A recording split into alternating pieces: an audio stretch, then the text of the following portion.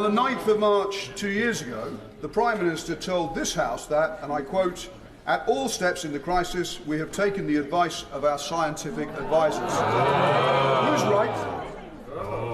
Prime Minister. Mr. Speaker, That was Labour MP Gareth Thomas asking our Prime Minister Rishi Sunak about basically who gave the go-ahead for the Eat Out to Help Out scheme, especially after this little bit of evidence came to light.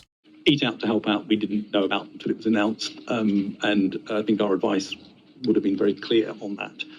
Just focusing for a moment on Eat Out to Help Out, it's evident from your witness statement that at the time you and indeed Sage didn't agree with that approach, or at least were alive to the risks that it brought with it. That'd be a better way of putting it.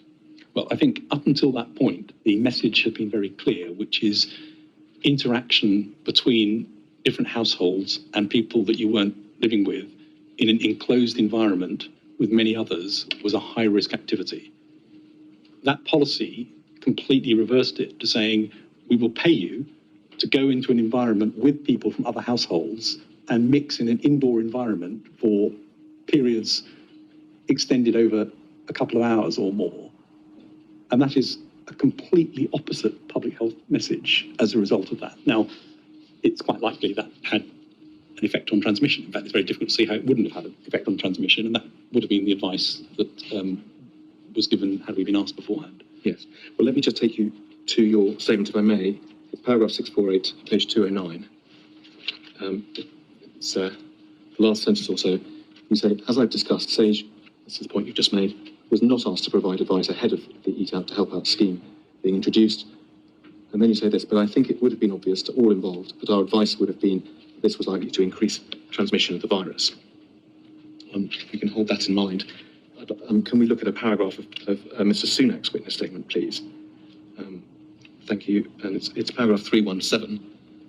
And Mr. Sunak says, throughout the period at which Eat Out to Help Out was in operation and immediately prior to its implementation, I don't recall any concerns about the scheme being expressed during ministerial discussions, including those attended by the CMO and no doubt he means the GCSA. That's you. There's a certain inconsistency between your statement where you say that you think that it would have been apparent to everyone that you opposed it, and Mr. Sunak's statement where he says that you never objected to it. Well, we didn't see it before it was announced, and I think others in the Cabinet Office have also said they didn't see it before it was formulated as a policy, so weren't involved in. Well, and that's so interesting. Our Prime Minister should be absolutely grateful to Gareth Thomas for giving our Titchy short suits the chance to put the record straight and show that Patrick Vallance was being economical with the truth. Gareth Thomas! he's not going to. On Monday, the government's chief scientific advisor, Patrick Vallance, told the COVID inquiry that the now Prime Minister had not asked for advice regarding Eat Out to Help Out. But on the 9th of March 2 years ago, the Prime Minister told this House that, and I quote, "At all steps in the crisis, we have taken the advice of our scientific advisers." Who's right? Prime Minister. Mr. Speaker, as he knows, there is an ongoing statutory inquiry into COVID. It's absolutely right that that process is followed. I look forward to providing my own evidence in the coming weeks and addressing all these questions. But it was the case that the government took advice from scientific advisers, and again, that's exactly what this inquiry will go over. Didn't say who was lying, did he? No wonder why our tech boy didn't want his WhatsApp messages opened, eh? So who's telling the truth?